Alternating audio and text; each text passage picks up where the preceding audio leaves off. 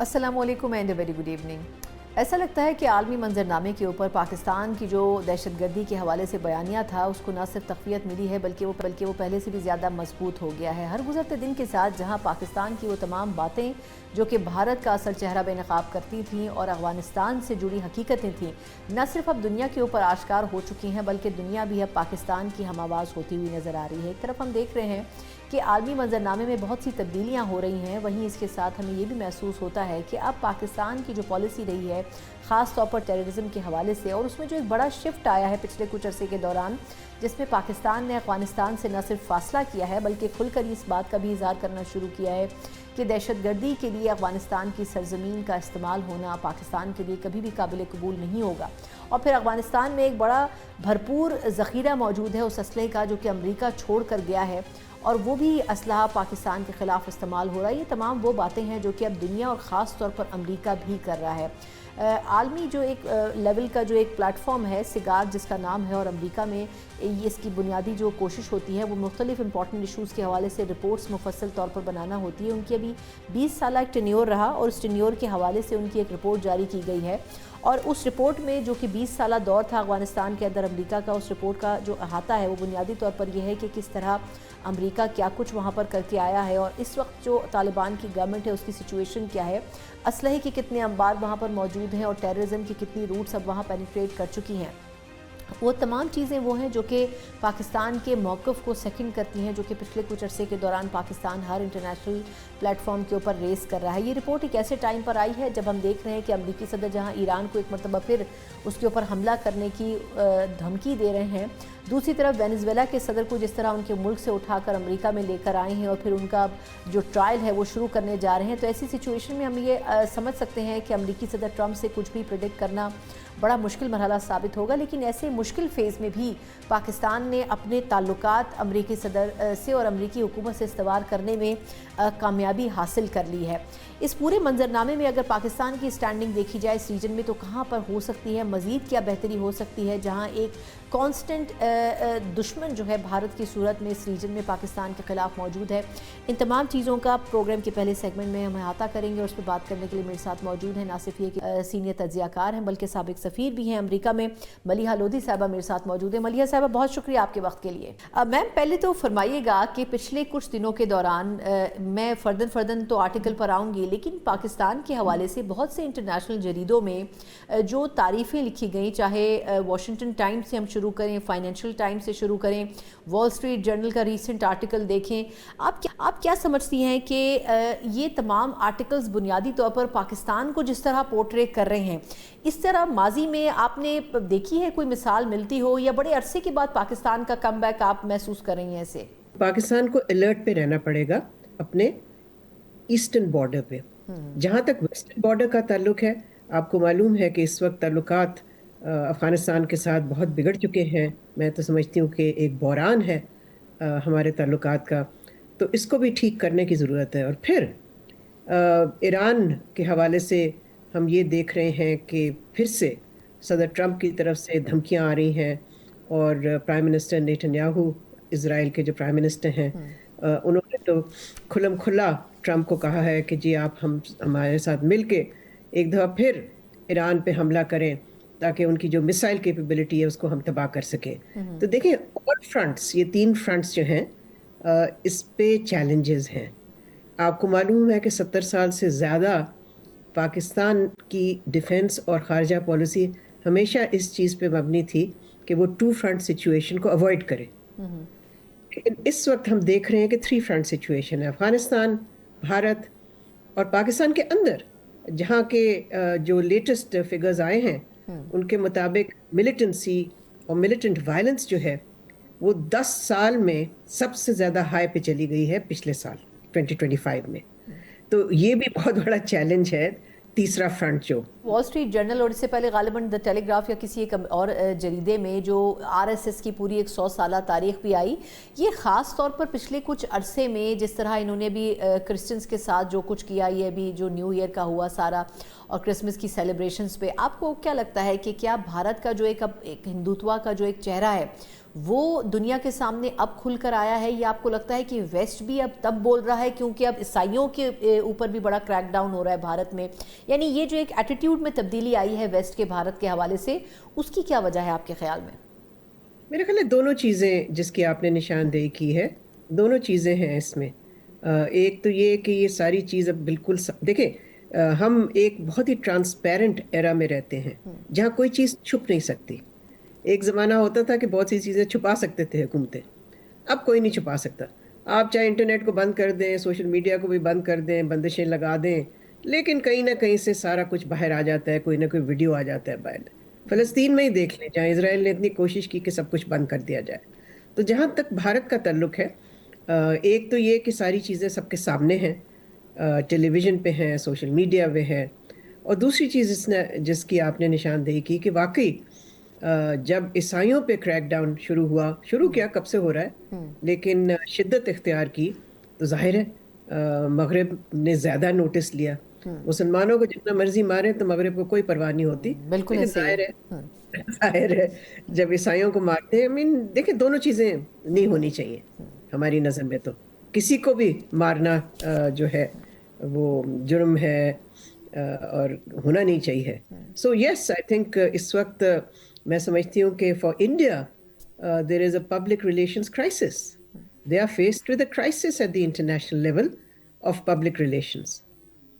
درست۔ اچھا، اب یہ جو آپ نے ابھی افغانستان سے متعلق بات کی تھی، آپ کے خیال میں افغانستان نے جو بھی پچھلے کچھ فیزز پاکستان کے ساتھ رہے، جب انہوں نے کچھ الزامات پاکستان پر بھی لگائے، لیکن آپ کیا سمجھتی ہیں کہ ہم اس پڑوسی کو تو تبدیل نہیں کر سکتے ہیں، لیکن جتنی سپورٹ افغانستان کو اس وقت بھارت کر رہا ہے، آپ کے خیال میں پاکستان کو اسٹرکٹ پالیسی کی طرف جانا چاہیے، یا وہ جو ایک خاص جماعت ہمارے ہاں یہ بات کرتی ہے کہ جی بات چیت کرنی چاہیے، ٹی ٹی پی کے لوگ ہوں چاہے وہاں پر موجود طالبان رجیم ہو، ہمیں ان سے بات چیت کرنا چاہیے؟ آپ کے خیال میں اس وقت کی جو گورنمنٹ یا اسٹیٹ پالیسی ہے وہ واقعی وہی ہے جو کہ اس وقت کا سینیریو ڈیمانڈ کر رہا ہے؟ دیکھیں، ٹی ٹی پی سے تو نیگوسیشن کرنا یا بات چیت کرنا تو بالکل ہی فضول بات ہے اور نہیں ہونا چاہیے۔ ہم ایک دفعہ کر کے دیکھ چکے ہیں کہ اس کا کیا نتیجہ نکلا، اور اس کا نتیجہ بہت ہی منفی تھا، ویری نیگیٹو۔ جہاں تک آپ کا یہ سوال کہ جی اسٹرکٹ پالیسی جس کو آپ نے کہا، Pakistan already is pursuing a coercive policy towards Afghanistan. ہم نے تجارت بند کی ہوئی ہے، بارڈرز بند ہیں، ہم کراس بارڈر اسٹرائکس کر رہے ہیں on hideouts of T T P, تو اس سے زیادہ کوئرسو کیا ہو سکتا ہے؟ لیکن دیکھیں، یہ کوئرسو پالیسی بھی کوئی سلوشن نہیں ہے۔ سلوشن تو آئے گا، ہمیشہ آتا ہے تھرو ڈپلومیٹک ایفرٹس۔ تو کسی نہ کسی وقت تو پھر سے بات چیت کے ذریعے پریشر آپ ضرور جاری رکھیں۔ اس لیے میں نے تو جب بھی کچھ اس پہ کہا یا لکھا تو میں نے کہا کہ پاکستان کو ایک کیرٹ اینڈ سٹک پالیسی اختیار کرنی چاہیے۔ تو سٹک تو ہے، کیرٹ بھی ہم کر چکے ہیں ماضی میں، نہیں کی، لیکن ہمیں دونوں کو ایک بہت ہی کیئرفلی کیلیبریٹڈ طریقے سے آگے لے جانا چاہیے۔ دیکھیں، یہ ریلیشن شپ جو ہے دونوں ملکوں کی، یہ بریک ڈاؤن نہیں کرنی چاہیے، یہ پاکستان کے مفاد میں نہیں ہے۔ ایک طرف بھارت ہے تو دوسری طرف اگر ہم افغانستان سے بھی بگاڑ کے بیٹھ جائیں، ہمارا قصور نہیں ہے، مگر جو بھی ہے، لیکن ہمیں کوشش کرنی چاہیے کہ وہ فرنٹ ڈیفیوز کریں کسی طرح سے۔ اور یہی سب سے بڑا امتحان ہوتا ہے اسٹیٹ کرافٹ کا اور ڈپلومسی کا۔ ادروائز تو سب کچھ تو آسان ہوتا ہے نا۔ تو جب مشکلات آتی ہیں تو پھر یعنی کہ اسٹیٹسمین شپ کی ضرورت ہوتی ہے۔ بالکل بالکل، یہی سفارتی کامیابی بھی نہیں۔ آپ ٹھیک کہہ رہی ہیں کہ ہمیں دونوں طرف آگ لگانا ہمارے لیے بھی بڑا مشکل ہوگا۔ اچھا میم، اب پاکستان کا اسپیکٹ آپ نے بڑا امپورٹنٹ نقطہ اٹھایا تھا کہ ہمیں پہلے اپنا بھی گھر صاف کرنے کی ضرورت ہے۔ آپ کے خیال میں پچھلے ایک سال میں جو ٹیررزم بڑھا ہے، اس میں فوکس سرپرائزنگلی کے پی زیادہ رہا۔ بلوچستان میں تو انسیڈنٹ ہوئے، لیکن خیبر پختونخوا بھی کوئی پیچھے نہیں ہے، اور وہ ساری جو انٹرفیئرنس ہے وہ افغانستان سے ریلیٹڈ ہے، جس کا بھی آپ نے اشارہ بھی کیا کہ وہاں کے معاملات بھی دیکھنے کی ضرورت ہے۔ کتنا آپ کے خیال میں جو اپروچ ہے ہماری، ہم ایک طرف کہہ رہے ہیں کہ بالکل کریک ڈاؤن ہونا چاہیے، پروونشل لیول کے اوپر یہ کہا جا رہا ہے کہ یہ غلط ہوگا، آپ کے خیال میں اس کا الٹیمیٹ سلوشن کتنا مؤثر ہو سکتا ہے اگر ہم نیشنل ایکشن پلان کے اوپر ہی کام کر لیں، یا پھر کسی نئے پلان کی ضرورت ہے؟ میرا خیال ہے نئے پلان کی ضرورت ہے، اس لیے کہ اب تک جو بھی اسٹریٹجی ہم نے اختیار کی اس کا زیادہ تر جو ایمفسس فوکس رہا ہے وہ کنیٹک ایکشنز پہ، یعنی کہ لا انفورسمنٹ پہ رہا ہے اور فوجی کارروائی پہ رہا ہے، آپریشنز پہ رہا ہے. تو ہر جگہ یہ چیز تسلیم ہوتی ہے اور مانی جاتی ہے کہ ایک افیکٹو کاؤنٹر انسرجنسی اسٹریٹجی جو ہوتی ہے اس کے مختلف پہلو ہوتے ہیں. اس کا کنیٹک پہلو بھی ہوتا ہے، اس کا سیاسی پہلو بھی ہوتا ہے، اس کا معاشی پہلو بھی ہوتا ہے، اور سب سے اہم چیز community support, local community support کے بغیر کوئی ایکشن کامیاب نہیں ہو سکتا. اور کے پی گورنمنٹ کی طرف سے بھی میں سمجھتی ہوں کہ ان کو بھی تعاون کا ہاتھ بڑھانا چاہیے. ان کا ایک نیا چیف منسٹر ہے، اس کے لیے ایک موقع ہے. تو یہ اسٹریٹجی ول اونلی ورک اگر there is cooperation between the centre and the KP پی گورنمنٹ. بالکل درست. اچھا میم، لاسٹ فیو کویشچنز. ایک تو اب انٹرنیشنل سینیریو میں ہم دیکھ رہے ہیں کہ پاکستان کی جو تعریف ہو رہی ہے، اسپیشلی امریکی صدر نے جتنا پریز کیا پاکستانی گورنمنٹ کو بھی، اور مختلف مواقعوں کے اوپر پاکستان کا وہ ذکر کرتے ہیں. پھر ہم نے غزہ کے اوپر ایک سٹانس لیا، وہ معاہدہ ہونے جا رہا تھا لیکن اس میں کچھ مسائل ہوئے. ابھی یہ جو کچھ ہو رہا ہے، ابھی وینزویلا کے صدر کے ساتھ جو کچھ کیا گیا، پہلے بڑے ان کے اچھے مراسم تھے. آپ کے خیال میں امریکی صدر کچھ بھی سوچ کر انٹرنیشنلی ان پالیسیز کو تھوپنے کی کوشش کر رہے ہیں، یا آپ کو لگتا ہے کہ کوئی ان کا اپنا بھی ایجنڈا موجود ہے؟ کیونکہ وہ آج بھی کہہ رہے تھے وینزویلا کے حوالے سے بھی، اور پھر ایران کے بارے میں بھی انہوں نے کہا کہ جی کڑی نظر ہے اس پر بھی، جب چاہیں ہم حملہ کر دیں گے. ایسی سچویشن میں آپ کے خیال میں کتنا عرصہ سسٹین کر سکتی ہے ٹرمپ کی گورنمنٹ بھی، اور یہ فیصلے کیا امریکہ کو بیک سائڈ پر نہیں لے کے جائیں گے؟ دیکھیں، اس وقت جس طرح سے امریکی صدر نے اپنے آپ کو کہا کہ میں تو امن کا صدر ہوں، اس نے دکھایا ہے کہ وہ جنگ کا صدر ہے. وہ تو حملے کرتا جا رہا ہے، کبھی ایک ملک پہ کبھی دوسرے ملک پہ، اور پھر ساتھ ساتھ کہتا ہے، دھمکیاں دیتا ہے ساتھ ساتھ. یہ وینیزویلا کے انویژن اور اٹیک کے بعد اس نے دھمکیاں دی ہیں 3 اور لیٹن امریکن ممالک کو، اور پھر سے دہرایا کہ میں گرین لینڈ پہ قبضہ کر لوں گا. بھئی تم کون ہو گرین لینڈ پہ قبضہ کرنے کے لیے؟ تو اس قسم کی حرکتوں سے کیا آپ کا کیا خیال ہے کہ امریکہ کی جو پوزیشن ہے وہ دنیا میں بہتر ہوگی؟ ظاہر ہے he is bringing his country into disrepute.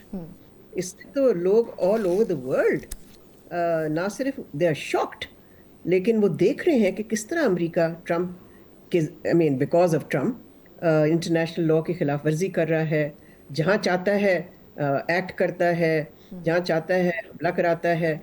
تو یہ تو it is spreading disruption in the world. اور اس کا کوئی فائدہ مجھے تو سمجھ نہیں آ رہی کہ اس کا فائدہ کیا ہو رہا ہے، امریکہ کو کیا فائدہ ہو رہا ہے؟ مجھے تو کچھ نہیں نظر آتا. بالکل درست کہہ رہی ہیں. بہت بہت شکریہ میم، آپ کے قیمتی وقت کا. ملیحہ لودھی صاحبہ موجود تھیں، اور یقیناً جو اصولی موقف ہے پاکستان کی پالیسی میں وہ ریفلیکٹ بھی کیا جانا چاہیے.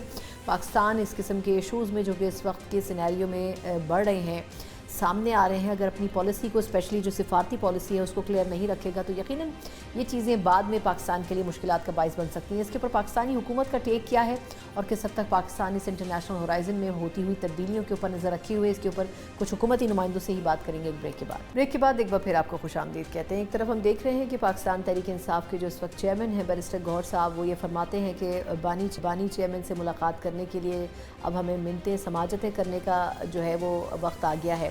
دوسری طرف سلمان اکرم راجہ صاحب یقیناً اس کو ڈینائی کرتے ہیں کہ ایسی بھیک کی کوئی صورتحال نہیں ہے، لیکن دیکھا جائے تو پاکستان تحریک انصاف کوئی بہت اچھی سٹینڈنگ کے اوپر نظر نہیں آتی ہے. ایک طرف وہ فروری میں احتجاج کی بات کر رہے ہیں جو الیکشن کے حوالے سے 8 فروری کو شیڈیول کیا گیا ہے، لیکن اس احتجاج کے اوپر سوال یہ بھی اٹھتا ہے کہ کیا پاکستان تحریک انصاف اپنے کارکنان کو باہر نکال سکے گی.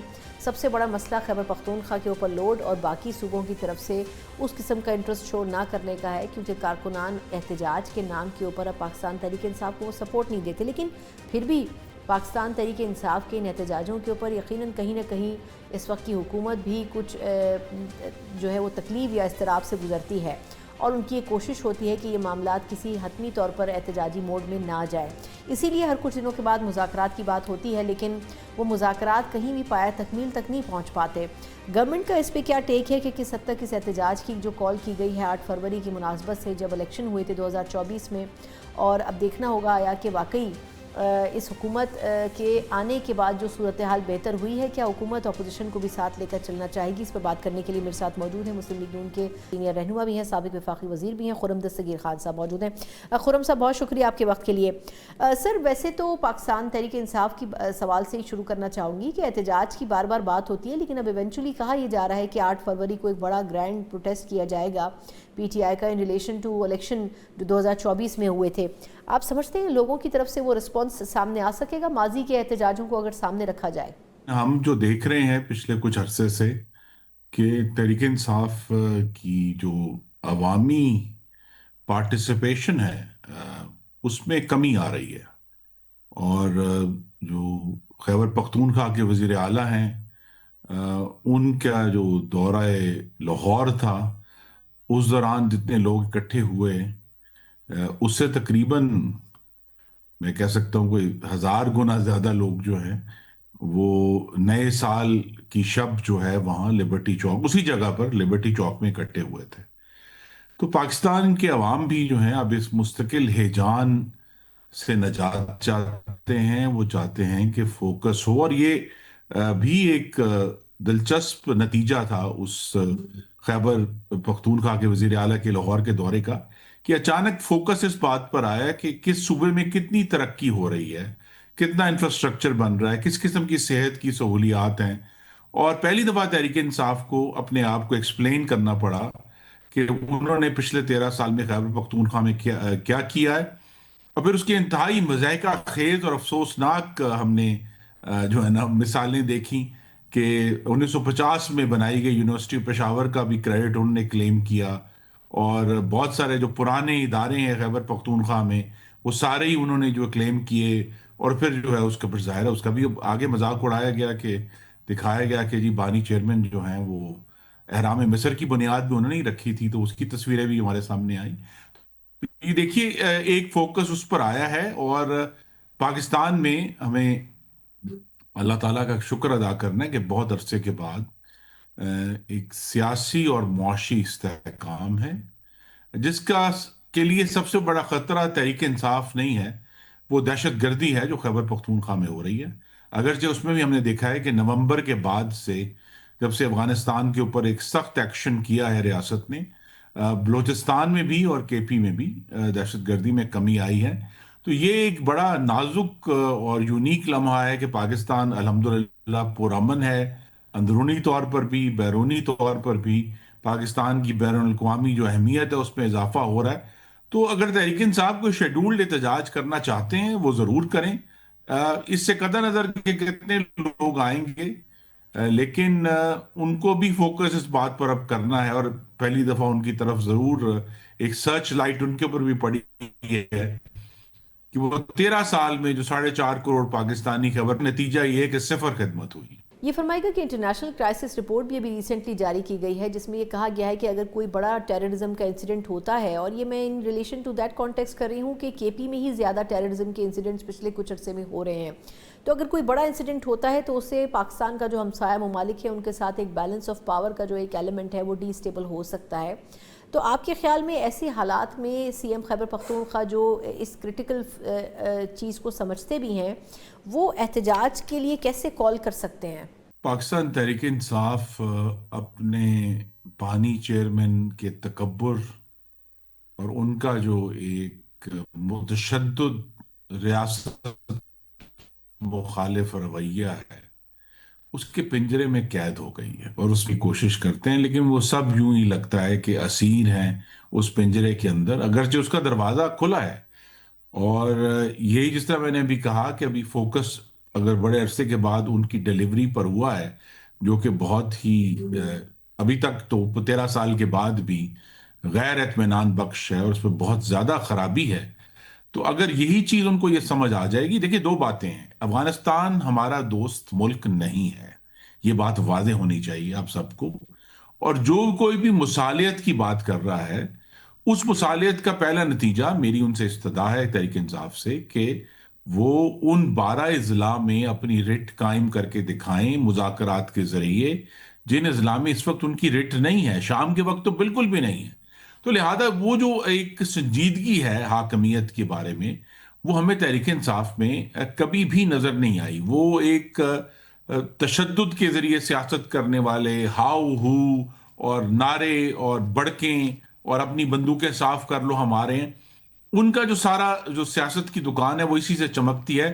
اس میں سنجیدہ حاکمیت، اس میں دہشت گردی سے لڑنا، اس میں عوام کے لیے صحت، تعلیم، انفراسٹرکچر، امن و امان، وہ تو ان کی ترجیح ہی نہیں ہے. یہ بھی فرمائے گا کہ اپوزیشن کی یہ شکایت ہے کہ ان کے جو بیسک ایشوز ہیں ان کو بھی گورنمنٹ ایڈریس نہیں کرتی اور جان بوجھ کے ان کو سڑکوں کا راستہ اختیار کرنا پڑتا ہے.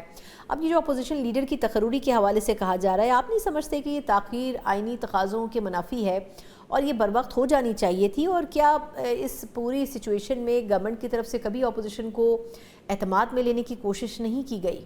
جی، آپ کو معلوم ہے، آپ کے ناظرین نے بھی دیکھا ہے کہ پچھلے قومی اسمبلی کے اجلاس میں اسپیکر ایاز صادق نے 2 دفعہ مذاکرات کی دعوت دی، اور سب سے بڑھ کر وزیر اعظم پاکستان شہباز شریف نے کابینہ کی میٹنگ میں، جو کہ سب سے سنجیدہ اور اعلیٰ ترین فورم ہے پاکستان کی پالیسی سازی کا، کابینہ کے اجلاس میں ایک دفعہ پھر دعوت دی کہ آ کر بیٹھ کر اس کو حل کریں. اور غالباً جو اپوزیشن لیڈر کا معاملہ ہے وہ پہلا آئٹم ایجنڈا ہو سکتا ہے جس سے گفتگو کا آغاز ہو. تو میری یہ توقع ہے کہ جس قسم کی اب سنجیدگی حکومت میں بھی دیکھی جا رہی ہے اس معاملے میں، کہ اگلا جو اجلاس ہوں گے دونوں ایوانوں کے، اس سے پہلے یا ان کے شروع ہوتے ہی یہ معاملہ حل کر لیا جائے گا. یہ فرمائے گا کہ ایک قومی کانفرنس منعقد کی جا رہی ہے مذاکراتی کمیٹی کی طرف سے، جو کہ کنسنسس بلڈ اپ کرنے کی کوشش کر رہی ہے اپوزیشن اور حکومت کے درمیان، لیکن اب تحریک تحفظ آئین پاکستان کی طرف سے اس پہ منع کر دیا گیا ہے، جس میں پی ٹی آئی کی نمائندگی بھی موجود ہے. آپ نہیں سمجھتے کہ اس کانفرنس کا ایجنڈا جو بیسکلی نیشنل کاز کے بیسس پر ہے، اس میں اگر حکومت کی جماعتوں کے ساتھ اپوزیشن کی بھی جماعتیں شامل ہوں تو ایک بہتر نیریٹو بلڈنگ بن سکتی ہے، جس کا موقع بیسکلی جو ہے وہ اپوزیشن ضائع کر رہی ہے؟ جی، لیکن معاملہ پھر یہ ہے کہ چونکہ قومی کانفرنس ہے، اس کا ایجنڈا بھی قومی ہے، اور جو اپوزیشن ہے وہ قومی ایجنڈے پر تو بات ہی نہیں کرنا چاہتے. وہ صرف اپنے ذاتی اپنے بانی چیئرمین کی رہائی کے بارے میں اور جو ان کے لوگ قید ہیں ان کے بارے میں کوئی اہنا رو کرنا چاہتے ہیں. تو لیکن ہماری دعوت ان کے لیے رہے گی. قومی کانفرنس پر بھی دعوت ہے، اس کے بعد بھی دعوت ہے. جس پنجرے کا میں نے ذکر کیا، جو تکبر کا اور ریاست مخالف متشدد سیاست کا جو رویہ ہے، اس پنجرے کا دروازہ تو ہر اس دن کھلتا ہے جس دن پارلیمان کا اجلاس ہوتا ہے، کہ وہ آ کر اپنی سنجیدگی کا مظاہرہ کریں. بہت سارے ایشوز ہیں پاکستان کے جو ابھی ہم نے حل کرنے ہیں. ہم نے نوجوانوں کے لیے نیا روزگار پیدا کرنا ہے، جو کہ بہت بڑی ترجیح ہے اب جب کہ ہمیں الحمدللہ استحکام حاصل ہوا ہے. پاکستان میں اکنامک گروتھ کرنی ہے، جو پی آئی اے کی الحمدللہ ایک کامیاب پرائیویٹائزیشن ہوئی ہے، اس کو کس طرح آگے لے کر جانا ہے کہ اس کے اس پرائیویٹائزیشن کے جو مثبت اثرات ہیں، جو ریلیف ہے، وہ عوام تک پہنچے. تو اصل سوال یہ ہے، تو جو جس سوالوں سے پی ٹی آئی اس وقت نبرد آزما ہے، ان کا پاکستان کے عوام سے کوئی تعلق نہیں. لیکن یہ فرمائے گا کہ اگر سر اپوزیشن اتنی آئسولیٹڈ محسوس کر ہی رہی ہے تو اس کی ایک بڑی وجہ یہ ہے کہ بانی چیئرمین پی ٹی آئی سے ان کو ملاقات نہیں کرنے دی جا رہی.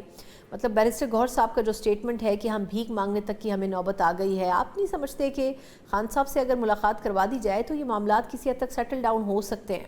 جی، حکومت نے، خاص طور پہ حکومت پنجاب نے، اگر آپ کے ناظرین جیل مینول پڑھیں تو ایک سزا یافتہ قیدی کو ہفتے میں 2 ملاقاتوں کی اجازت ہے، ایک اپنی فیملی کے ساتھ اور ایک اپنے وکلاء کے ساتھ. لیکن بانی چیئرمین کی تو غالباً 900 سے زائد ملاقاتیں ہو چکی ہیں. تو لہٰذا ان کو تو بہت زیادہ لیوے دیا گیا ہے ملاقاتوں کے معاملے میں. اب اگر وہ اس اڈیالہ کے باہر جو ملاقات کا معاملہ ہے اس کو وہ اپنی سیاست کے لیے استعمال کر رہے ہیں، لیکن اگر وہ قانون کے دائرے میں رہ کر جس طرح جیل مینول کہتا ہے اس کے مطابق چلیں گے تو ان کو بھی نظر آئے گا کہ بہت جلد ملاقاتیں بھی شروع ہو جائیں گی. اور جو اصل مقصد ہے کہ ان کی فیملی کی ان تک رسائی ہو اور ان کے وکلاء کی ان تک رسائی ہو جو کیسز اس وقت ان کے خلاف چل رہے ہیں، تو وہ اس کے لیے حکومت بالکل تیار ہے. لیکن رکاوٹ اسی چیز کی ہے کہ ہر ہفتے جو وہاں ایک پورا تھیٹر ہوتا ہے، اگر اس تھیٹر سے پیچھے ہٹ کر قانون کے مطابق چلنے کا عندیہ دیں گے تو ملاقاتیں شروع ہو جائیں گی. لاسٹلی فرمائیے گا سر کہ انٹرنیشنلی اگر دیکھا جائے تو 2025 کے اختتام پہ پاکستان کی جو مختلف محاذوں پر پرفارمنس تھی، چاہے دفاعی لحاظ سے چاہے سفارتی لحاظ سے، آپ سمجھتے ہیں کہ پاکستان کی جتنی تعریف کی گئی 2026 پاکستان کے لیے کیسا دیکھ رہے ہیں آپ انٹرنیشنل سینیریو میں؟ جی الحمدللہ پرائم منسٹر شہباز شریف اور فیلڈ مارشل عاصم منیر نے جو جرت مارکہ حق کے دوران دکھائی اور ہماری افواج نے جس مہارت سے وہ پوری جنگ لڑی، اس نے پاکستان کا جھنڈا دنیا میں اونچا کیا ہے اور دنیا کو مجبور کیا ہے کہ وہ پاکستان کو ایک نئی نظر سے دیکھے. اس کے خطے میں بھی اثرات ہوئے ہیں، اس کے انٹرنیشنلی بھی اثرات ہوئے ہیں. پاکستان اب ایک واحد ملک ہے جو بین الاقوامی تنازعات کے دونوں جو انٹیگنسٹ ہیں ان سے بات کر سکتا ہے. بس ہم بیک وقت امریکہ سے بھی بات کر رہے ہیں الحمدللہ مثبت، اور چائنا سے بھی بات کر سکتے ہیں، اسی طرح ہم ایران سے بھی بات کر رہے ہیں اور ہم سعودی عربیہ سے بھی بات کر رہے ہیں، اور الحمدللہ اور بھی دوسرے کانفلکٹس ہیں ان میں مثلا ہم یورپ سے بھی بات کر رہے ہیں اور رشیا سے بھی بات کر رہے ہیں، دونوں سے جو اس وقت یوکرین میں اس وقت نبرد آزما ہے. تو پاکستان کے لیے ایک بہت ہی یونیک لمحہ ہے، لیکن چیلنج جتنا بڑا الحمدللہ کریڈٹ ملا ہے اتنا ہی بڑا چیلنج بھی ہے پرائم منسٹر شہباز شریف کے لیے، فیلڈ مارشل کے لیے اور deputy prime minister Ishaq Dar کے لیے، کہ وہ اس جو پاکستان کی نئی پرومیننس ہے اس کو استعمال کرتے ہوئے کس طرح پاکستان کے جو لانگ ٹرم مفادات ہیں وہ حاصل کریں. مثلا پانی کا معاملہ بھی ایک کھڑا ہوا ہے ہندوستان سے، اس کو ہمیں واپس لانا ہے تاکہ کم از کم جنگ کی ایک وجہ کم ہو. لیکن اوور آل پاکستان کے جو اندرونی ہمیں پروسیسز جو ہیں، یعنی حکومتی عمل اکنامک پالیسی کے، اسے ہم درست کریں گے تو پاکستان کی جو نئی پرومیننس ہے اس کو استعمال کرتے ہوئے ہم معاشی فائدہ بھی حاصل کر سکتے ہیں. اس کی ایک جھلک ہم نے دیکھی ہے کہ جس طرح یہ 2025 کا سال غالباً پاکستان کی تاریخ میں سب سے بڑے دفاعی سپلائی کے ایکسپورٹ کے معاہدے پاکستان نے کیے ہیں. تو لہذا ایک نئی جہد کھلی ہے، لیکن اس کے اوپر استعمال کرنے کے لیے بھی جس طرح ہم کہتے ہیں ہمہ وقت جد و جہد چاہیے ہوگی. بہت بہت شکریہ. ہمارے ساتھ موجود تھے خرم دستگیر خان صاحب، مسلم لیگ نون کے سینئر رہنما ہیں، اور پاکستان کے حوالے سے ایکسپیکٹیشنز بہت ہائی ہیں، اور مسلم لیگ نون کے جو ٹارگٹس ہیں اس سال کے حوالے سے یقیناً وہ بھی کافی ہائی ہیں. اب دیکھنا ہوگا کہ آیا پاکستان اپنے تمام جو ڈیسیجنز ہیں وہ بر وقت اور صحیح ڈائریکشن میں لے پاتا ہے یا نہیں. لیکن اس کے لیے بڑا ضروری ہے کہ جو پاکستان کے اندر انٹرنل جو ایشوز موجود ہیں ان کو بھی ریزالو کیا جا سکے، جس میں اپوزیشن کا ایشو سر فہرست ہے. اس کے اوپر کچھ اپوزیشن کا ہی موقف لیں گے ایک بریک کے بعد. ایک بار پھر آپ کو خوش آمدید کہتے ہیں. جس طرح ہم سن رہے ہیں کہ پاکستان تحریک انصاف فائنلی 8 فروری کی کال دے چکی ہے. احتجاج کی بات تو کی جا رہی ہے، لیکن ایک بڑا مسئلہ یہ ہوگا کہ کیا اس احتجاج کی اجازت حکومت کی طرف سے دی جائے گی، اور اگر اجازت دے بھی دی جاتی ہے تو کیا پاکستان تحریک انصاف کو اپنا شو آن کرنے کے لیے وہ تمام وسائل بروئے کار لانے کی اجازت ہوگی؟ سب سے بڑا مسئلہ لوگوں کے نکلنے کے بعد ان کے حوالے سے جو رکاوٹیں ہوں اس کا بھی ہوتا ہے. اور سب سے بڑھ کر یہ کہ اس وقت پاکستان تحریک انصاف کے بارے میں جو کہا جا رہا ہے کہ کئی گروپس میں تقسیم ہو چکی ہے، کتنا ضروری ہے کہ اس دن کے کاز کو انڈرسٹینڈ کرتے ہوئے پی ٹی آئی ایک مضبوط اپوزیشن کے طور پر پروٹیسٹ کر سکے. اس کے اوپر تفصیلی بات کریں گے پروگرام کے اس سیگمنٹ میں، اور اس پر بات کرنے کے لیے میرے ساتھ موجود ہے تحریک انصاف کے سینئر رہنما بھی ہیں اور متعدد کیسز میں وکیل کے طور پر بھی کام کرتے ہیں، سینئر لائر بھی ہیں، نعیم حیدر پنجوتا صاحب میرے ساتھ موجود ہیں. Naeem, thank you so much for joining. اچھا، یہ جو 8 فروری کی کال ہے یہ کتنی امپورٹنٹ ہے؟ مطلب بڑا ایکسپیکٹ کیا جا رہا تھا کہ دسمبر میں شاید احتجاج ہو، پھر جنوری کی بات ہوئی، ایونچولی یہ ڈیٹ آئی ہے. کیا پریپریشن ہے پی ٹی آئی کی؟ بہت شکریہ، آپ نے موقع دی. جی 8 فروری بیسیکلی عوام کا مینڈیٹ لوٹا گیا ہے، تو اس دن کے اوپر ہم یوم سیاہ منائیں گے. پورے ملک کے اندر عوامی مینڈیٹ کی واپسی کا مطالبہ کریں گے. باقی جو خان صاحب کی رہائی کے لیے معاملہ ہے، جیسے اسٹریٹ موومنٹ جو سہیل افریدی صاحب نے سٹارٹ کی ہے پہلے پنجاب کے اندر، اب 9 تاریخ کو وہ بائی ایئر وہاں جا رہے ہیں کراچی کے اندر. تو کراچی میں وہ 9، 10، 11، 12 کو ان کی واپسی ہوگی دوپہر کے بعد. تو وہ 3 دن مکمل ایکٹیویٹیز کر رہے ہیں، جس میں حیدرآباد کا بھی ان کا وزٹ ہے. اور اسی طرح اگر آپ دیکھیں تو آنے والے دنوں کے اندر مزید آگے آپ کو اسٹریٹجی نظر آئے گی، باقی جگہوں کے اوپر بھی آپ کو اسٹریٹ موومنٹ نظر آئے گی، جس کا صرف اور صرف مقصد یہ ہے کہ عوام کو موبلائز کرنا، عوام کے پاس جانا، ان کو اعتماد دینا، ان کو حوصلہ دینا. کیونکہ 2.5 سال سے جس طرح پی ٹی آئی کے ورکرز کے ساتھ فسائیت کی جا رہی ہے، لیڈرشپ کے ساتھ کی جا رہی ہے، جو لوگ سزائیں کاٹ رہے ہیں ان کے گھروں میں جا رہے ہیں، تو ساتھ جو ہے لوگوں کو موبلائز کر رہے ہیں، بازاروں کے اندر جا رہے ہیں، پلے کارڈ دے رہے ہیں. مقصد صرف ایک ہی ہے کہ ہم نے عمران خان کی رہائی جو ہے جلدی سے جلدی کرانی ہے، جس کے لیے ہم پوری کوشش کر رہے ہیں کہ اس طرف ہم آگے بڑھ سکیں۔ اچھا، اب 2-3 چیزیں، ایک تو یہ کہ آپ کے خیال میں یہ بیرسٹر گوہر صاحب نے ایک اسٹیٹمنٹ دیا، بڑا اس پہ کنٹروورسی ہوئی کہ انہوں نے کہا کہ خان صاحب سے ملاقات کے لیے بھیک مانگنے تک کی نوبت آ گئی ہے۔ ویسے تو سلمان اکرم راجہ صاحب نے اس کو ڈینائی کیا، لیکن کیا آپ کو لگتا ہے کہ واقعی اتنا ڈاؤن کرنے کی کوشش کی جا رہی ہے پی ٹی آئی کو ایک ملنے کے لیے؟ یہ تو اخلاقی طور پر تمام حدیں پار کر چکے ہیں۔ عمران خان صاحب نے اے سی اتارنے کی بات کی تھی لیکن اتارا نہیں تھا، اس کے باوجود آپ دیکھ لیں کہ آج عمران خان صاحب کا کیا ہو رہا ہے۔ ان کے ساتھ ساتھ ان کی اہلیہ بشرا بی بی صاحبہ، وہ مکمل طور پر 2.5 ماہ سے آئسولیشن کے اندر، ان کی فیملی بھی نہیں مل رہی، حالانکہ وہ تو سیاسی گفتگو بھی نہیں کرتی ہیں۔ عمران خان بھی سیاسی گفتگو کر سکتے ہیں، وہ سیاست میں انہوں نے لیڈر ہیں اس قوم کے، اور سیاسی گفتگو یا سیاست کے اوپر کوئی پابندی نہیں ہے پاکستان کے اندر۔ عمران خان صاحب کی اہلیہ کو ان کو دینی ہو کوئی ضروریات زندگی کی چیزیں، وہ بھی روک لی جاتی ہیں۔ ہائی کورٹ کو حکم جس کی روشنی کے اندر ہم جاتے ہیں، جیل مینول اجازت دیتا ہے جس کی روشنی کے اندر ہم جاتے ہیں۔ پاکستان کا آئین جو ہے، پاکستان کے اندر جو آئین کے اندر جو بنیادی حقوق ہیں وہ تقاضا کرتے ہیں، اور اس تقاضا جو ہے اس کو پورا نہیں کیا جا رہا ہے۔ اس تقاضے کو پورا کرنے کے لیے ہم آ جاتے ہیں، احتجاج کرتے ہیں۔ اچھا، اب یہ بتائیں کہ ویسے تو مذاکرات کی بات بار بار ہوئی، جس طرح بیرسٹر گوہر صاحب نے بھی کہا کہ مذاکرات ہی اس کا ایونچوئل سلوشن ہے۔ پھر تحریک تحفظ آئین کا جو ایک امبریلا ہے اس کے اندر بھی پی ٹی آئی کی نمائندگی ہے۔ اب ایک جو کانفرنس ہو رہی ہے، مذاکراتی کمیٹی اس کو کر رہی ہے، اس میں تحریک تحفظ آئین نے منع کر دیا کہ ہم شامل نہیں ہونا چاہتے۔ آپ نہیں سمجھتے کہ اس اپرچونٹی کو اویل کرنا چاہیے تھا for national cause P T I کو اٹ سیلف؟ دیکھیں، خان صاحب نے تحریک تحفظ آئین نے پاکستان کو مینڈیٹ دیا ہے، ہاں، تو انہوں نے نو کر دیا، تو آپ کے خیال میں نہیں جانا چاہیے؟ دیکھیں مینڈیٹ ان کے پاس ہے نا، تو یہ کوئی جو ہیں وہ بچے ہیں، یہ کوئی منہ میں انہوں نے فیڈر رکھے ہوئے ہیں۔ بات یہ ہے کہ جب وہ اتنے سینئر لوگ ہیں اور خان صاحب کی جماعت وہ ڈٹے ہوئے ہیں، کھڑے ہوئے ہیں، یعنی کوئی جسچر دکھائے نا۔ پھر اگر آپ کے پاس اختیار ہے تو آپ تو کچھ کر ہی نہیں رہے اور کہہ رہے ہیں جی کہ عمران خان لیٹ جائیں، ایسا تو نہیں ہوگا۔ اچھا، یہ اب ایک اور مسئلہ بھی ہے کہ جو پارلیمانی ایک سسٹم ہے وہاں پر بھی آپ لوگوں کا افیکٹو رول نہیں ہے نا، جس طریقے سے اپوزیشن لیڈر موجود نہیں ہے، تو اس کے اوپر آپ کو کیا لگتا ہے کہ جو ڈیلے آ رہا ہے گورنمنٹ کی طرف سے آ رہا ہے، اور آپ کی جو ایونچوئل جو چوائسیز ہیں، مطلب جو نام دیے گئے تھے اچکزئی صاحب وغیرہ، راجہ ناصر عباس صاحب سینٹ کے لیے، اسی کے اوپر قائم ہے یا اس کے اوپر فردر بھی کچھ ہو سکتا ہے؟ دیکھیے، پہلی بات تو یہ ہے نا کہ پنجابی میں کہتے ہیں نا ڈیٹا بھی پیڑ نہیں ہونی چاہیے تھی۔ اگر نام عمران خان صاحب نے دے دیے ہیں تو ان کو کیا مروڑ پڑ رہے ہیں؟ آپ ان کو نوٹیفائی کریں، یعنی اپوزیشن لیڈر کا نامزد جو ہے وہ شہباز شریف صاحب نے کرنا ہے یا پی ٹی آئی جس کی اکثریت انہوں نے کرنا ہے، تو ہم نے کرنا ہے نا، تو آپ کر دیں۔ آپ تو وہ نہیں کر پاتے، وہ نہیں کر سکتے۔ تو وہ عامر ڈوگر صاحب اور اسپیکر اسمبلی کی جو ملاقات ہے اس کو پھر آپ کس کانٹیکسٹ میں دیکھ رہے ہیں؟ دیکھیں، عامر ڈوگر کی یا اسپیکر اسمبلی کی ملاقات، دیکھیں وہ چیف وپ ہیں، اگر وہ جا کر ملے ہیں ان سے اپوزیشن لیڈران کی نامزدگی کے لیے یا کوئی اور اسمبلی کے حوالے سے ایشو ہے، تو اسمبلی کے اندر بھی تو بیٹھے ہوئے ہیں، تو اس کا مطلب یہ نہیں ہے کہ پی ٹی آئی کے پاس کوئی مینڈیٹ ہے۔ پی ٹی آئی کے پاس کوئی مینڈیٹ نہیں ہے بات چیت کرنے کے حوالے سے۔ مینڈیٹ ہے تحریک کے حوالے سے یا بات کے حوالے سے تحریک تحفظ آئین پاکستان کو۔ باقی رہ کی بات پی ٹی آئی کے حوالے سے، تو اگلی ملاقات کے اندر خان صاحب نے کہا جس دن سزا دینے لگی تھی آخری ملاقات کہ اسٹریٹ موومنٹ کرنی ہے۔ مطلب یہ ہے کہ اب اسٹریٹ موومنٹ پہ فوکس کریں۔ اگر کہیں بات آپ نے کرنی ہے عمران خان صاحب کے ساتھ تو آپ اڈیالہ جیل کا دروازہ کھولیں، اپوزیشن تحریک تحفظ آئین قیادت کو آپ بھجوائیں اڈیالہ جیل، وہ جا کر گفتگو کر لیں، یا آپ رانا ثناءاللہ صاحب آپ خود چلے جائیں۔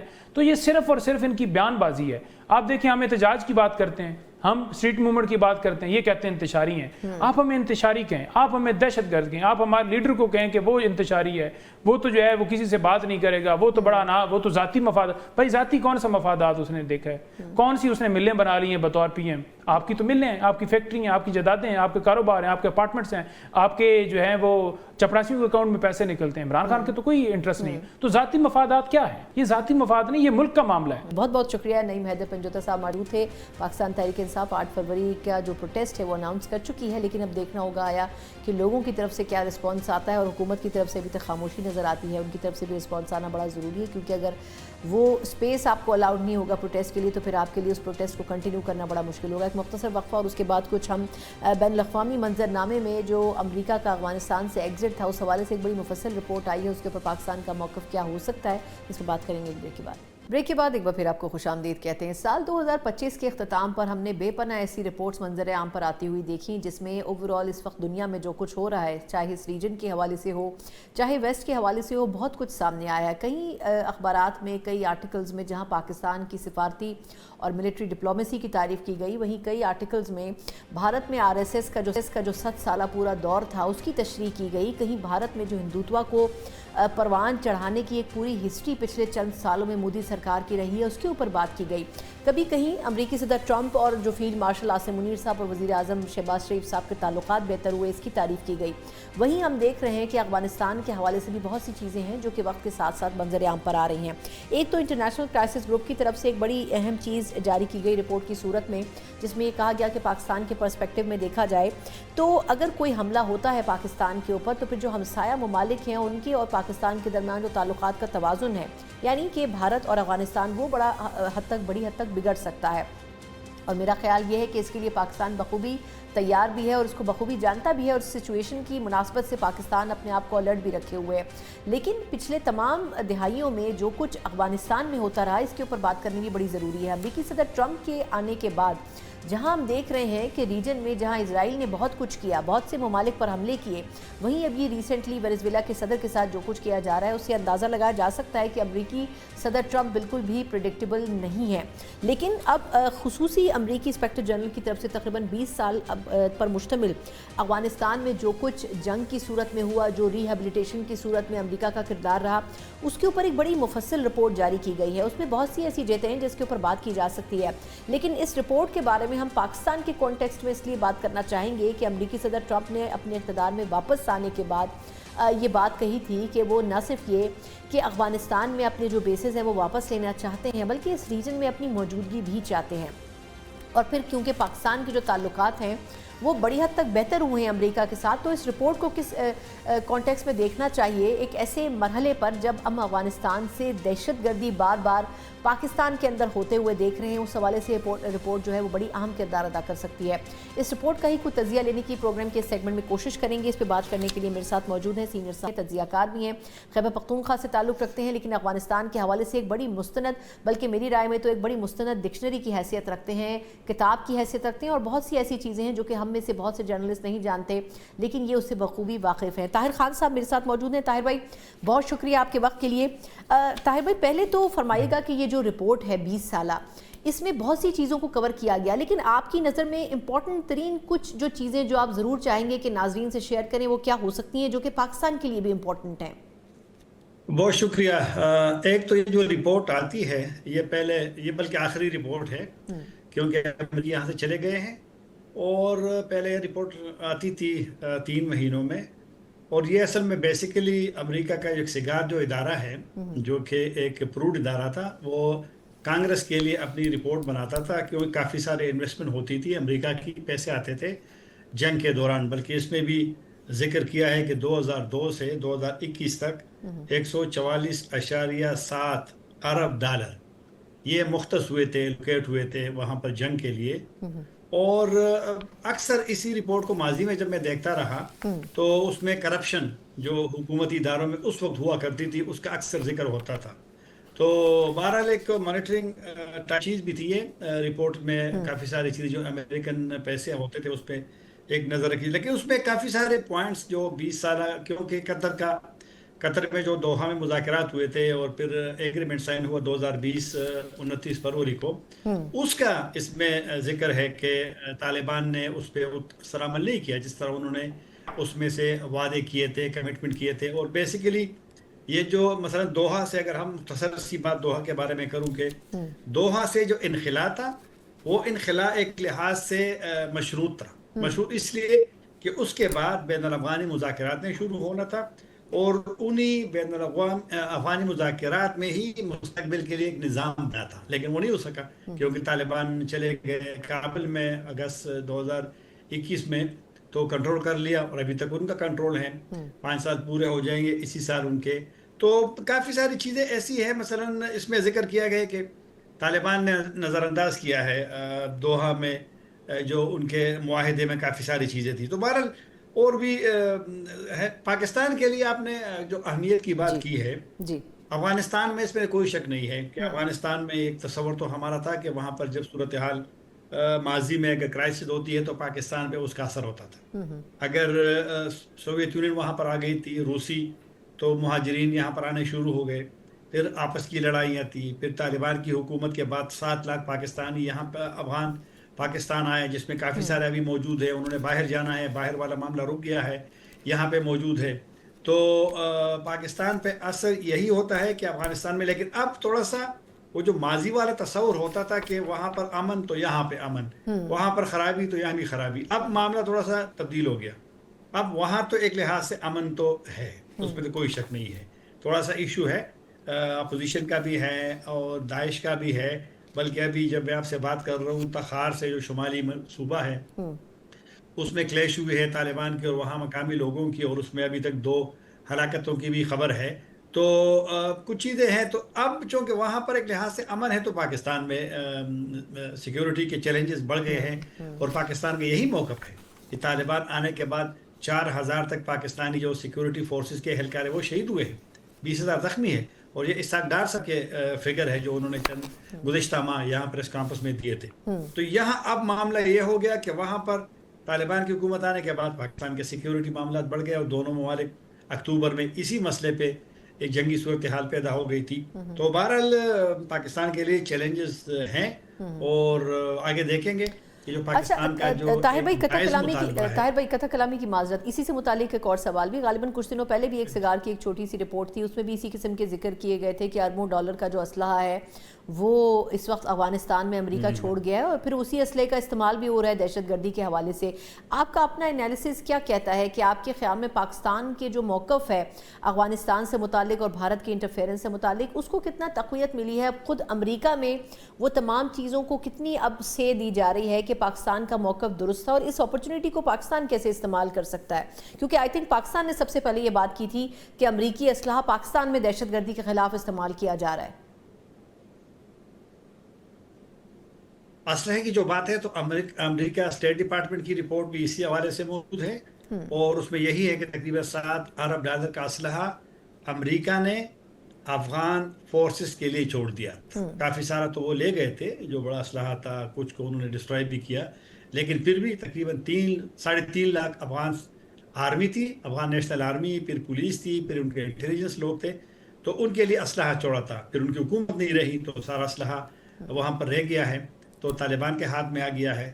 اور پھر یہ جو مارکیٹوں میں اسلحہ جاتا ہے تو پھر وہاں سے لوگ لے سکتے ہیں. آپ کو یاد ہوگا کہ جب نئے طالبان انٹر ہو گئے تھے کابل میں اور کنٹرول کر لیا تھا، اس وقت تو کوئی نظام نہیں بنا تھا. نظام تو اس کا چند ہفتے بعد میں ان کی کابینہ بنی ستمبر میں. تو بس اس وقت جو جس کے ہاتھ میں آ گیا، اور پھر بعد میں بھی یہی ہوتا رہا. جتنے بھی پاکستانی ریاست کے خلاف لڑنے والے جو گروپس ہیں، ان کی اگر آپ ویڈیوز دیکھیں، ان کی اگر آپ فوٹوگرافز دیکھیں جو کبھی کبھی خود بھی جاری کرتے ہیں، ان کے پاس امریکن اسلحہ ہے. اور کیونکہ اسلحہ آپ کے ہاتھ میں ہوتے ہیں نا، آپ تو چھپائیں گے تو نہیں، تو وہ اسلحہ ان کے ہاتھوں میں بالکل آیا ہے. اور صدر ٹرمپ نے بھی اس کا ذکر کیا تھا، انہوں نے اسی کا مطالبہ کیا تھا جس کو طالبان نے مسترد کر دیا تھا. ان کے خیال میں کہ یہ انہوں نے کہا تو غنیمت ہے ان کو ملے جنگ کے بعد. تو لہٰذا یہ اسلحہ تو اب چیلنج ہمارے لیے اس سے زیادہ ہے کہ ہم پڑوسی ہیں، 2600 کلومیٹر بارڈر ہے، اور پھر یہاں پر باقی کبھی کبھی جس طرح آپ نے انڈیا کا ذکر کیا تو ان کے وزیر خارجہ نے کہا افغان طالبان کے انڈیا میں بیٹھ کر کے جب وہ دورے پہ گئے تھے کہ دوسرے ممالک کو تو شکایت نہیں ہے، پاکستان کو کیا شکایت ہے؟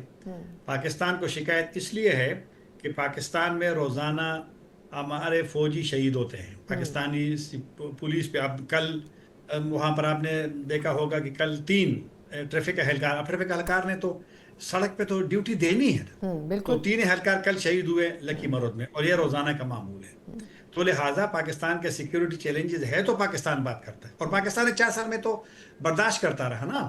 یہ تو معاملہ تو اب کے تو نہیں ہے، یہ تو 4 سالوں سے چل رہا ہے. تو پاکستان کے میری نظر میں جو خدشات ہے کہ اسلحہ ان کے ہاتھ میں آیا ہے، یہ بات ہم نہیں کرتے. یہ جتنی بھی بین الاقوامی رپورٹس آتی ہے تو اس کا ذکر ہوتا ہے، یونائٹڈ نیشن کی رپورٹ میں اس کا ذکر ہوتا ہے. جو ریجنل گروپنگز ہیں جہاں پر اجلاس ہوتی ہیں اس میں بھی اسٹیٹمنٹ آتے ہیں، اس میں بھی ذکر. آج کیوں یہ پاکستان اور چین کا جو جوائنٹ اسٹیٹمنٹ آیا ہے بیجنگ سے، تو اس میں ذکر نہیں ہے. اس میں ذکر ہے پاکستان اور چین کے مشترکہ بیان میں کہ وہاں پر گروپس ہے، وہ نہ صرف بلکہ اس میں نے کہ یہ صرف یہ ریجن کے لیے بھی خطرہ ہے اور یہ گلوبل سیکیورٹی کے لیے بھی خطرہ ہے. یہی آج کا تو یہ تو پوری دنیا اور پورا ریجن یہی بات کرتا ہے جو پاکستان کرتا رہا ہے. اچھا طاہر بھائی، آخری سوال، آپ کے خیال میں اس وقت کے سینیریو میں دیکھا جائے تو پاکستان کس حد تک مؤثر کردار ادا کر سکتا ہے؟ کیونکہ دیکھیں اب امریکہ سے بھی تعلقات کسی حد تک بہتر ہوئے ہیں پاکستان کے، ایران سے بھی کچھ اسٹیبلٹی ہوئی ہے، افغانستان کے حوالے سے موقف کو مضبوطی ملی ہے، تو ایسی سچویشن میں کتنا ضروری ہے کہ ٹیررزم پر جو ہمارا موقف ہے، کیونکہ بھارت تو ہمیشہ ہر جگہ لیبل لگاتا رہا کہ ہم دہشت گرد ملک ہیں، جبکہ اٹ سیلف وہ اس میں بھرپور ملوث ہے، آپ کے خیال میں پاکستان اس کو کیسے یوٹیلائز کر سکتا ہے، اس اپورچونٹی کو جو کہ انٹرنیشنلی اس وقت مل رہی ہے کہ ممالک پاکستان کی بات سن رہے ہیں؟ میں نے جو ذکر کیا جی ابھی آپ کے پاس، یہ چین کا جو میں نے ذکر کیا، چین کا افغان طالبان سے ان کے بڑے اچھے مراسم ہیں، اور چین پہلا ملک تھا جس نے فل سفیر بھیجا تھا، اور پہلا ملک تھا جس نے طالبان کے سفیر کو ایکسیپٹ کیا تھا۔ تو اگر چین جیسا ملک جس کے اچھے تعلقات ہیں، اور وہ بھی بار بار یہی بات کرتا ہے، ان کے جو مخالف گروپ ہے ان کا ذکر کرتا ہے، یونائٹڈ نیشن، میں نے کہا نا، یونائٹڈ نیشن تو پوری دنیا کا ایک گلوبل ایک باڈی ہے، تو اس کی ہر رپورٹ میں افغانستان میں ان گروپس کا ذکر ہوتا ہے، اس کے تھریٹس کا ذکر ہوتا ہے کہ یہ پاکستان تک محدود نہیں ہے، یہ ریجن، یہ کیا ہوا اس میں تاجکستان میں گزشتہ ماہ 2 حملے ہوئے، 5 چینی مارے گئے، پھر بعد میں دوبارہ حملہ ہوا بارڈر پہ، اور اس میں 2 ان کے بارڈر فورس مارے گئے، بارڈر ٹروپس مارے گئے تاجکستان کے۔ دیگر لوگوں کو بھی وہ ہے، دیگر لوگوں کو بھی، جب یہ اگست میں اجلاس ہوا تھا پاکستان چین افغانستان کا کابل میں، تو آپ چین کے وزیر خارجہ کا بیان پڑھے نا، اس نے وہی جو مشرقی ترکستان اسلامک موومنٹ جس کو کہتے ہیں ATIM، اس کا انہوں نے ذکر کیا تھا۔ تو مطلب ہے کہ مشکلات سب کا ہے۔ انڈیا کا آپ نے ذکر کیا، انڈیا افغانستان سے 2022 تک باہر تھا۔ انڈیا تو اب طالبان کو پسند تو نہیں کرتے نا، انڈیا نے اس لیے وہ طالبان کے قریب ہو گئے کہ جب ان کو معلوم ہوا کہ اب پاکستان اور طالبان ایک دوسرے کے بس جو پاکستان کے مسئلے ہیں اس وجہ سے اب ان کی دوری بڑھ گئی ہے، تو وہ اندر گھس گیا ہے۔ اگر اس کا لوگوں کے ساتھ ان کا ایک ہمدردی ہوتی تو وہ سفارت خانہ بند نہ کرتا۔ ان کا سفارت خانہ 2 سال، ان کا سفارت خانہ، ان کے 4 قونصلیٹ بند رہے۔ پاکستان نے تو ایک دن کے لیے بھی نہ سفارت خانہ بند کیا نہ قونصلیٹ بند کیے۔ جب مشکل میں افغان تھے، جب طالبان ہے تو ہزاروں لوگوں نے جانا تھا نا۔ تو 31 اگست کے بعد جب امریکہ نے ختم کر دی آپریشن لوگوں کو نکالنے کا، تو پاکستان نے ان کو نکالا ہے۔ جو میں نے شروع میں ذکر کیا 7 لاکھ یہاں پر پاکستان آئے ہیں طالبان آنے کے بعد، تو لہٰذا وہ جو ہے وہ طالبان کو اب حکومت کو دیکھنا پڑے گا کہ ان کا دوست کون ہے، اور کون مصلحتوں کی وجہ سے یا ایک بحث کی وجہ سے وہ اگر ان کے قریب ہو گئے، تو آیا وہ آپ کا دوست ہے، یا جو آپ کا ایک ایڈوکیٹ بنا تھا جب آپ انٹر ہو گئے کابل میں، تو پاکستان تھا جنہوں نے یہاں OIC کا اسپیشل اجلاس بلایا، فورن منسٹرز کا، 6 پڑوسی ممالک کا ایک گروپ بنایا، تو اور پاکستان نے دنیا سے کہا کرتا تھا کہ آپ ان کو انگیج رکھے، طالبان کو، ان کو اکیلے نہ چھوڑے۔ تو یہی چیزیں ہیں کہ اب معاملات کیوں تبدیل ہو گئے، یہ تو طالبان پہ ڈیپینڈ کرتا ہے۔ اور دیگر جو جتنے بھی میں نے فورمز کا ذکر کیا، اب ماسکو فارمیٹ کا ہے، اب شنگھائی تعاون تنظیم، ان کے تمام بیانات پڑھے تو جو پاکستان کا موقف ہے ان گروپس کے حوالے سے، پاکستان کو جو چیلنجز کے حوالے سے، سارے پاکستان کے ساتھ متفق ہیں۔ درست، بہت بہت شکریہ آپ کا۔ ہمارے ساتھ طاہر بھائی موجود تھے، سب ایسے جرنلسٹ ہیں جو کہ بہت ہی زبردست اس حوالے سے نہ صرف ایک انڈرسٹینڈنگ بھی رکھتے ہیں، بلکہ ایگزیکٹلی پاکستان کو جن جن پوائنٹس کے اوپر مسائل کا سامنا کرنا پڑ رہا ہے ان ریلیشن ٹو افغانستان، یہ بڑا ضروری ہے کہ ہماری گورنمنٹ بھی انہی تمام ایشوز کو یقیناً سامنے تو رکھے ہوئے ہے، لیکن اچھی چیز یہ ہے کہ پاکستان کا موقف خاص طور پر دہشت گردی کے حوالے سے اب پوری دنیا میں ایڈریس بھی کیا جا رہا ہے اور سنا بھی جا رہا ہے، اور یقیناً اس میں پاکستان کا عمل دخل ضرور رہا ہوگا، لیکن حالات بھی اب ایسے ہو چکے ہیں افغانستان میں کہ وہ مسائل اب چھپ نہیں پا رہے بلکہ کھل کر سامنے آ رہے ہیں۔ اور سگار کی جو ریسنٹ رپورٹ ہے یہ بھی اس کی ایک مثال ہے، اور پچھلے کچھ دنوں کے دوران جس طرح تواتر کے ساتھ پہلے اسلحے سے متعلق ایک رپورٹ آئی تھی، اور اب یہ مفصل 20 سالہ جو ایک دور رہا ہے امریکہ کا افغانستان میں، اس کے اوپر رپورٹ ہے جو ظاہر کرتی ہے کہ پاکستان نے جن کور ایشوز کی نشاندہی کی ہے وقتاً فوقتاً اس کو اب ویسٹ بھی انڈرسٹینڈ کر رہا ہے، بلکہ اس کو سیکنڈ بھی کر رہا ہے۔ اس اپورچونٹی کو یقیناً پاکستان کو اویل کرنا چاہیے اور ان معاملات کو کسی بہتری کی طرف لے کے جانا چاہیے۔ اسی کے ساتھ ہی پروگرام کا وقت ختم ہوتا ہے، مجھے اجازت دیجیے، اللہ حافظ۔